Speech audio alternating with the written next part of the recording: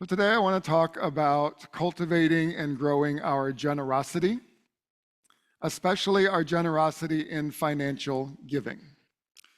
So let me start off by dispelling some assumptions that people might have about this topic, especially when it's talked about in the context of the church. First, when we talk about generosity as Christians, whether it's giving of our time or our talent or our treasure or any part of ourself, we are not just talking about giving to the church. Now, of course, we are in the midst of pledge season, and that's why we're talking about it now, of course. So giving to the church is a part of the conversation.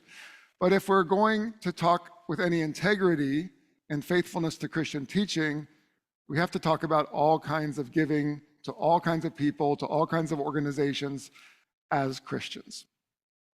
As Christians, as followers of Jesus, we look to Jesus as the example of giving to the whole world. Jesus didn't just give his life and teaching to the church. The church didn't even exist at the time.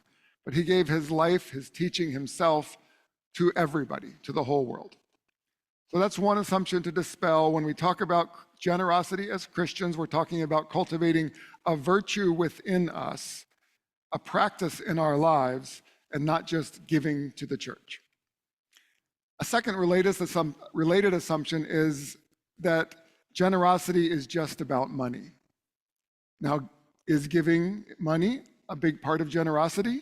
Yes. In fact, I think saying that we're going to talk about generosity, but we're not going to talk about money would be a little suspect. Like, why can't we talk about money? But we do also want to grow and nurture our generosity in all the different ways. How can we be more generous with our time? You know, not everybody has a lot of time. And if we have the time to give, how can we be generous with it? How can we be more generous with our talents, with the skills that we have, whether they were gifts, gifts from God, these skills that we have, or whether we develop them with lots of hard work? How can we then use what we've been given to help others? How can we be more generous listeners in conversation? In our intimate relationships, how can we be more generous with our patience, with our love, with our affection? How can we be more generous with our compassion toward those who are hurting? How can we be more generous with our forgiveness and grace to others? And all of those questions, by the way, have the same answer, or at least we start to answer those questions from the same place, and that is the practice of gratitude. I talked about this last week. But the more we have a sense of being grateful for just the basic things of life, the more we have a sense of abundance for all that we have, the more generous we will be. So to go through the list that I just went through, when we are grateful for our time, that we've been given the gift of time, a life to live, when we start with gratitude, we'll be more generous. We'll have a sense of the abundance that we've been given. When we are grateful for our time, our talent, and our skills we have been given or we have earned over hard work, we'll have a sense of abundance, and we'll be more generous with those skills. Or maybe we'll say, well, I worked hard for my skills, but can we be grateful for the ability to work hard to develop a talent? Not everybody who has a gift or a talent has the time, the resources to develop that talent. And so if we had that gift, can we start with gratitude for that? As we seek to be more generous in our intimate relationships, whether it's through listening or acts of service or physical affection, do we start with gratitude for the person in front of us and for the people in our lives? Being generous with compassion can start with, the gratitude of there, but by the grace of God go I. Whatever someone else is struggling with in this world, in whatever way they're hurting, addiction, poverty, depression, all these kinds of things that people can struggle with, for which we should have compassion, if we start with the idea that that could be us. And just by the grace of God, we aren't experiencing that particular struggle. We have a sense of abundance, and we can be more generous. The same is true with money. When we start with gratitude that we have enough to meet our basic needs, we're going to have a sense of abundance for what we have, and we'll be able to give more generously. So let's dig in now to some nuts and bolts about giving money. What does that look like? What does it mean to give our money generously? And here's the thing about generosity with our money. It's the only virtue you can objectively measure. You can't objectively measure how much love you have in your heart. We can't objectively measure how much compassion we have. We can't objectively measure how courageous we are or how disciplined we are, but we can get out a calculator and measure how much money we're giving away. The term we're talking about here is proportional giving. Calculating our proportional giving is a practice that we really should all be doing every year of our lives. So if we make $100,000 a year, we give away 1,000, we can do the math. We're giving away 1% of our income. That's just a fact. Now we can quibble, is that before taxes or after taxes, right? Capital gains, is that income or wealth, right? But in the end, when it comes to how much we give away, we can do the math. What's not objective is whether 1% is generous or not. Is it generous for a person who makes $100,000 a year to give away $1,000? Would you call that a generous person? We could debate that. If a person gives away $1 million, we might say, well, that person must be generous until we find out that they have $1 billion. Does anybody know what percentage a million is of a billion? 0.1%, 0.1%. So can we say that person is generous? They're giving away $1 million, or are they far from generous because they're holding on to 99.9% of their wealth when there's so much need in the world? On the other side of the spectrum, if a person makes $30,000 a year and they give away $100 a month, is that generous? That's 4% of their income, and that's probably going to be cutting into their luxury budget. It might be cutting into their necessity budget in a way that far exceeds any kind of sacrificial giving that a more wealthy person might make. All of this is subjective, and we can do the math. It's an interesting combination. What is generous? As we're answering that question, as we discern what generous is for each of us, we can again look to Jesus. And his example is to give his whole life. He left his family, he dedicated his life to teaching others. When he was exhausted and people came to him for help, he put aside his exhaustion and just kept giving. And ultimately, he gave his whole life as a martyr. Now, most of us are not called to be martyrs. Most of us are not called to give at that level, but we do look to Jesus and see what's possible. For the rest of us, some people say that we should think about a tithe, or 10%. We should give away 10%, that's generous. Some people would say that's a biblical commandment. I don't think it's a biblical commandment. I think that that's disingenuous to say that. You can find it in the Bible, but there's a lot of things in the Bible that are emphasized a lot more than tithing. I think to say tithe is a biblical commandment is actually manipulative, and it's not honest.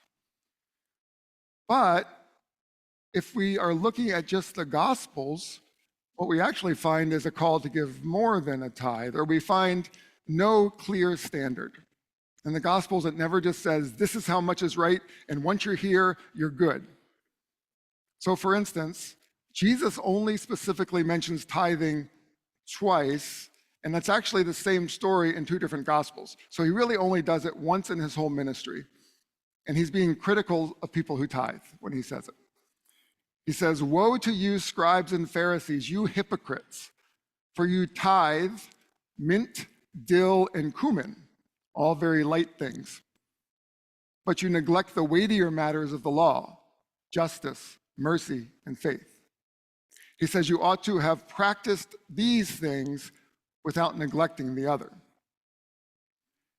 In other places, Jesus calls for even greater levels of giving, though. He tells the rich young man that he must sell everything he owns and give it away to the poor if he wants to experience eternal life. He then even goes further and says it's easier for a camel to go through the eye of a needle than a rich person to enter the kingdom of God. We hate that one, don't we? I think he said that, and I think some editor of the Bible later was so uncomfortable with it that they added the next line, which said, well, with humans this is impossible, but with God, all things are possible. Soften it up a little bit. In another place, in the Bible. So he tells the rich young man, give away everything. In another place, Zacchaeus, the tax collector, offers to give away half of everything he owns and pay 4 times to anyone he has defrauded. And Jesus says to Zacchaeus, today salvation has come to this house. So the rich young man has to give away everything. Zacchaeus can give away half, and they end up in the same place, apparently. So there's just no hard, fast rule in the Gospels when it comes to discussions about generosity. So what do we do? Let's go back to tithing. Here's a question that's worth considering. How is it that in the richest country in the world, in one of the wealthiest communities in the world, we struggle to live on 90% of our income? Or a different way to ask that question is, what would we have to change in order to give away 10% of our income? Would we have to give up some luxuries or necessities? I bet few of us would have to give up necessities to get there. Now, some people blow right past 10% and they practice radical generosity. There are people who do this. They basically say, the purpose of my life is to give to others. I've been given the ability to make money so I can give it away. And so there are people in the world who live below their means, and they have a job that makes them a good amount of money, but they end up giving away 30, 40, 50%. Their purpose in life is to give generously. And I just wonder, maybe we're not called to do that, but what would that be like? How would you feel if you were one of those people? Well, when we're thinking about growing in our generosity, and that's really what we want to talk about today, is how do we not just get to some standard, because there is no standard, but how do we grow towards becoming generous people? And there's 2 ways to do it. One is an old-fashioned principle that's worth considering. It's give God what's right. You know the rest of it? Not what's left. And most of us give what's left, right? Most of us say, well, we have these priorities in life, and we're going to make sure that these things are covered. And based on our what's left over, we're going to decide how much of that to give away. But what if we said, all right, we think this amount is right. This percentage of our income is the right amount. This feels good. This is what I believe would be generous. I'm starting there. That's the foundation of the rest of my budget. So I'm going to decide how much I'm giving away. And then everything else is going to be built around that. How much I have for eating out, how much we have for taking a vacation, how much we have for educating our children, how much we have to save for retirement. And some of those things are pretty countercultural things, right? Because in our culture today, most people would say that every dollar we can spend on our kids is worth it and on their education. Most of us would say we should be saving aggressively for retirement because who knows what's going to be happening. Many of us are very tempted to keep up with the Joneses when it comes to vacations. Some people even see travel as a virtue. So what do we do? What would change about our lifestyles if we started with deciding how much we were going to give away and did that generously and then figured the rest out from there? The other way to think about increasing our generosity or growing in our generosity is the growth model. So a little bit at a time. But that doesn't mean next year I'm going to give an extra $50 a month. That means next year I'm going to give an extra percentage. So right now I'm at 4%. Next year I'm going to do 5.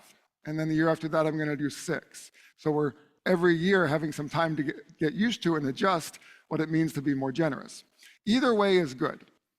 But regardless, what we want to keep asking ourselves about our giving is, are we growing? Are we becoming more generous all the time? And yes, you can use a calculator to help you do that.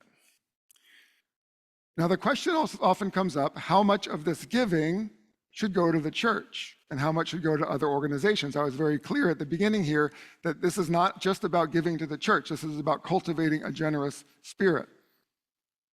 And there's no pat answer for that question either.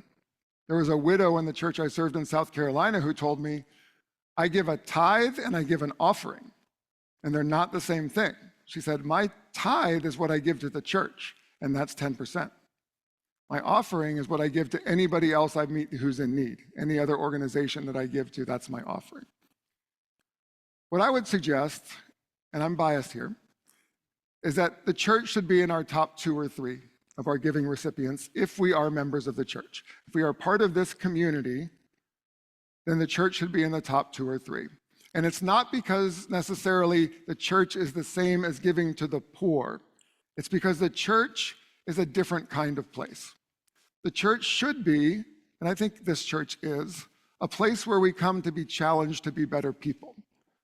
The church should be, and I think this church is, a place where we come to hear talks about how do we be more generous. What other place in your life do you hear a talk about generosity? Not about how much NPR needs to meet their budget, or not about the mailing that you got from these other great organizations, but a place where you cultivate virtue, where you cultivate how to be a good person, and we do that in the context of a community of people. I think the church is unique that way. It's like a battery for being for a moral community. Or maybe it's like a gym where we exercise our goodness. Now, it's true that the church does give to worthy organizations. There's a meaningful part of our budget that we just give away. And I love that we do that. I love the way of giving where it's not just me deciding what I want to give to who I think is worthy, but we entrust a certain amount of our money to the community to decide where the money should go. And so there's really a better way of discernment than it's just me thinking what's right and what's good, but when I trust the community to decide what's right and what's good in terms of what we give away. But I think it's disingenuous to say that you give to the church because of their giving to the poor. That's just something that we do because it's the right thing to do. The majority of the church's budget is not given to the poor, and I think we need to be honest about that. The majority of the church's budget is really spent on this moment right here, on Sunday morning, on worship and the worship experience. And that's because we believe that in the church, something should happen here that transcends every other part of our life. That we should experience the divine here. We should be convicted by God. We should have a sense of our smallness and God's greatness and our place in the community that changes us and shapes us. And if we're really doing it right, and we're not here yet as a church, if we're really doing this right, this room is filled with people of all different economic status, all different class. And so when we give to the church to make this moment possible, we're giving to the whole community and not just part of it. But when we give to the church, what we're doing is giving to something spiritual. In a way, we're giving to God. We're giving to a moment that can be transformative for anybody who comes in here. And this is where I'm going to kind of land this plane, is going back to our reading with the prophet Isaiah. And our reading from the prophet Isaiah, he goes into the temple and he has this vision, or maybe he has a vision of himself in the temple. And it's of the greatness of God.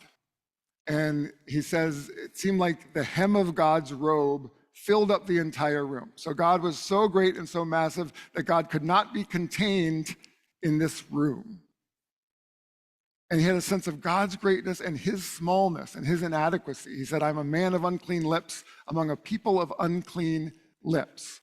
That there was something that needed to grow, that needed to be improved about himself, that he wanted to be a better person now that he'd had this experience of God's greatness. And that's when he hears, in that context, this word from the heavenly council, who should we send?